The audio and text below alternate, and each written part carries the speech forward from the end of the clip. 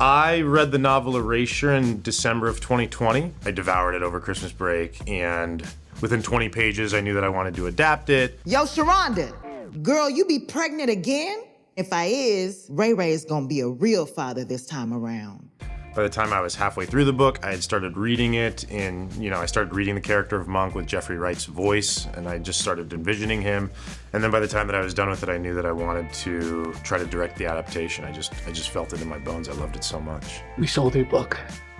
No. We believe Mr. Lee has written a bestseller. It's a joke. The most lucrative joke you've ever told. Is this based on your actual life?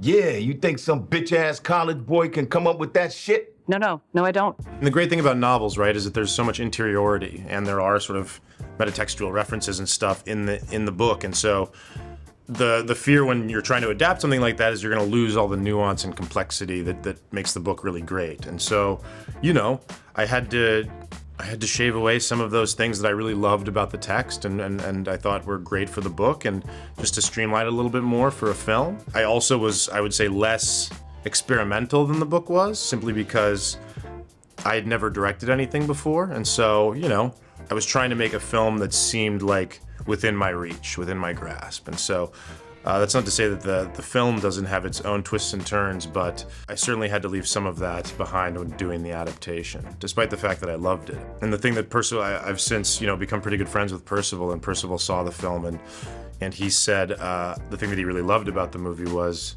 that it feels like I made it something of my own. He said it doesn't feel like you've just taken my book. It feels like you used the book as a launching pad to make your own piece of art. And he said that was what he appreciated the most about it. I'd be standing outside in the night. Deadbeat dads, rappers, crack. You said you wanted black stuff. That's black, right? I see what you're doing. I would say that a huge influence on this film for me is this movie called Hollywood Shuffle by Robert Townsend and Keenan Ivory Wayans. I saw that movie when I was very young, and it just felt like a revelation to me. What we're looking for is an Eddie Murphy type. Someone who can dress like Eddie Murphy, to look like Eddie Murphy, to be Eddie Murphy, to give him the actor himself a Murphy-ectomy, to have a Murphy-like quality, Murphy-esque, to be Murphonic. There he is. He is the one we want. I just want to be me. I don't want to be Eddie Murphy. I just want to be me. I just want. So many movies and TV shows and books and stuff that tackle these kinds of serious issues, like race and identity and class and politics. They can be very self-serious. And I understand that because these are serious issues, and I understand the inclination to not make light of them. But when I watched Hollywood Shuffle, I realized it was the first time in my life that I'd seen somebody, talk about these kinds of issues in a way that made me laugh constantly. This is Ricky Taylor. Ricky graduated from our class 3 years ago. Ricky, can you tell us what you've been doing since you've graduated? Well, Robert, I've played 9 crooks, 4 gang leaders, 2 dope dealers. I played a rapist twice. Whoa. Other directors that really inspire me are like Nicole Holofcener. I really love Noah Baumbach, specifically Squid and the Whale. Wonder Boys was a movie that I watched in preparation to make this. I really love Spike Lee when I was a kid. Race is this interesting thing, right? In that sort of race exists in this liminal space, whereas there's a lot of scientists, the majority of scientists will tell you that there is no real basis for race, right? There's no major important biological difference between the races.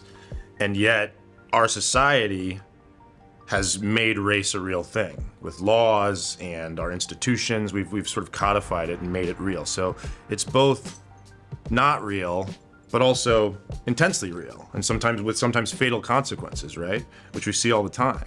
And so there's an inherent absurdity there, right? And I think that a movie like Bamboozled, a movie like Hollywood Shuffle, a movie like Sorry to Bother You, like these kinds of movies, I think underline that absurdity and laugh at it and say like, this is ridiculous. Let's laugh at how ridiculous this is. And I think that sometimes it's laughing to keep from crying, which is can